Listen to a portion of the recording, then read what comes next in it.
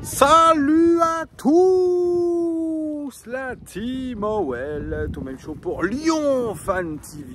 Très heureux les gars de vous retrouver pour une nouvelle vidéo dans un coin hyper chouette. Ça c'est des coins hyper reposants en toute quiétude. J'espère que tout le monde va bien les amis, que vous êtes en repos pour certains, pour d'autres au travail, mais avec de la motivation et peut-être en train de m'écouter. Je tiens à saluer tous les nombreux suiveurs de cette chaîne et notamment ceux qui souffrent, parce qu'il y en a certains qui souffrent et qui regardent les vidéos un petit peu pour s'apaiser, pour penser à autre chose. Donc je leur fais un énorme bisou et des coucous et surtout je leur souhaite un très bon rétablissement les amis. Avant toute chose, n'hésitez pas, comme d'habitude, pour ceux qui ne sont pas abonnés, il y en a beaucoup, abonnez-vous, c'est très important et mettez aussi un like pour le référencement de la vidéo. Ça, c'est important pour permettre à la chaîne de continuer à grandir et puis vous apporter le plus grand nombre de contenus, je dirais de qualité. En tout cas, on essaye au maximum de faire du contenu de qualité et régulier aussi parce que c'est important. Nous sommes la seule chaîne YouTube consacrée à l'Olympique Lyonnais qui vous donnera autant de contenu et aussi régulièrement. Et c'est pour ça que nous sommes aujourd'hui numéro 1 sur YouTube pour le contenu olympique lyonnais et c'est grâce à vous aussi puisque évidemment si je fais des vidéos, si nous faisons des vidéos et que vous ne les regardez pas, eh bien ça ne peut pas marcher.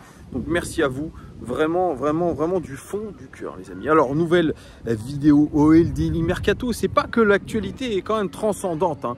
Alors certains m'ont dit dans les commentaires, ouais mais Thomas tu dis ça mais ça te permet quand même de faire un petit peu de contenu. Oui, ça permet un petit peu de faire du contenu parce que cette saison, on n'aura pas beaucoup l'occasion de commenter la Ligue des Champions ou l'Europa League puisque nous n'y sommes pas. C'est con, hein. Donc il va falloir un petit peu trouver d'autres axes de contenu pour pouvoir suivre notre club. Et ça passe notamment par des vidéos OL Daily Mercato. Vous en avez l'habitude, c'est des vidéos qui vous tiennent au courant de l'actualité des transferts de l'Olympique Lyonnais quasiment jour après jour. Alors l'actualité n'est pas dense. Hier j'ai parlé un petit peu des prolongations de contrat, que ce soit Ryan Cherki ou Moussa Dembélé. Il y a aussi le départ de Houssem Aouar qui est acté pour Nottingham Forest. Pour l'instant il y a des détails encore à régler, mais normalement, sauf énorme retournement de situation, Houssem Aouar devrait signer probablement d'ici la fin de semaine à Nottingham Forest. Alors oui, je vous ai parlé hier de Moussa Dembélé, la prolongation ou non de son contrat. Il se donne des pistes de réflexion. Encore une fois, il n'est pas contre rester à l'Olympique Lyonnais, mais il veut savoir comment il va être utilisé.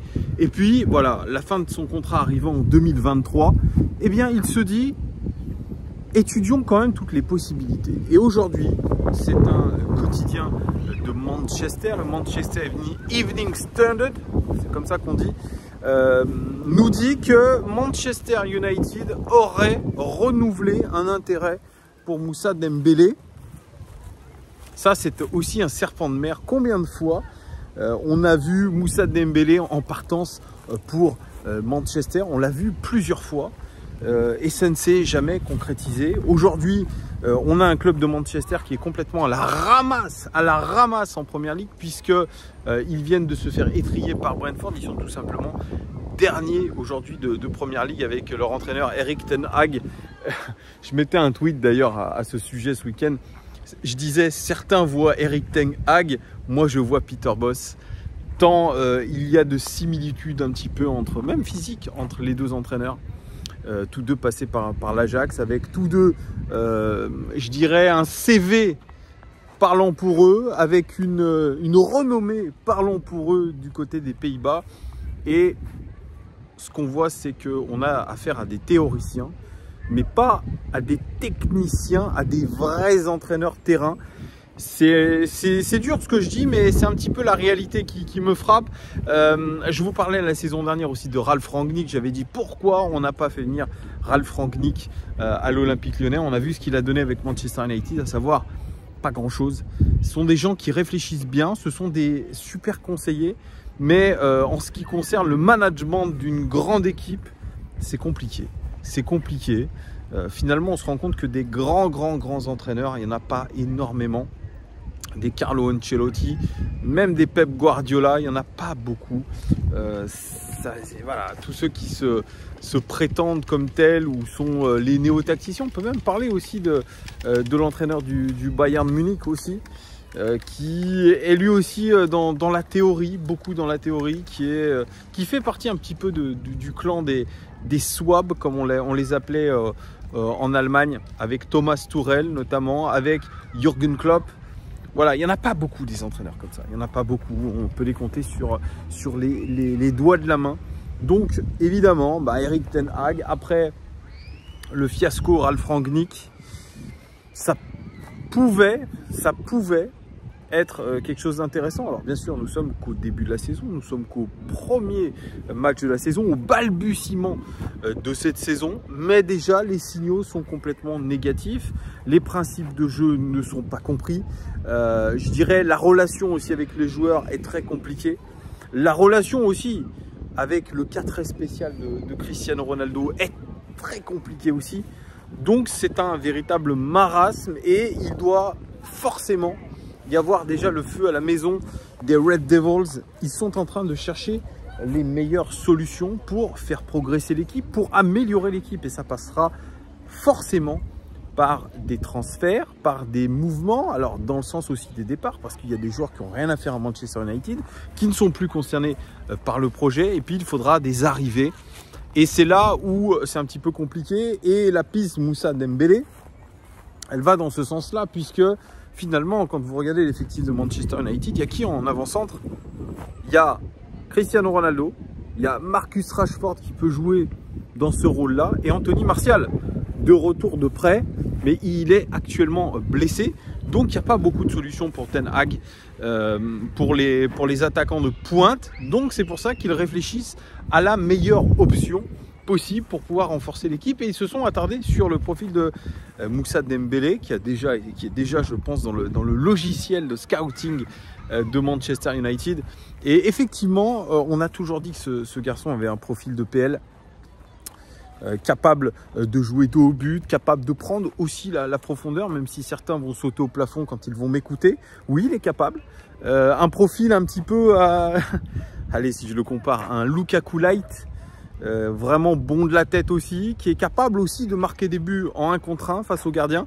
Ça, c'est important. Moi, je suis désolé, je le redis encore une fois, ce bashing contre Dembélé n'avait pas lieu d'être. On a un joueur quand même qui a marqué beaucoup de buts en étant absent 3 mois.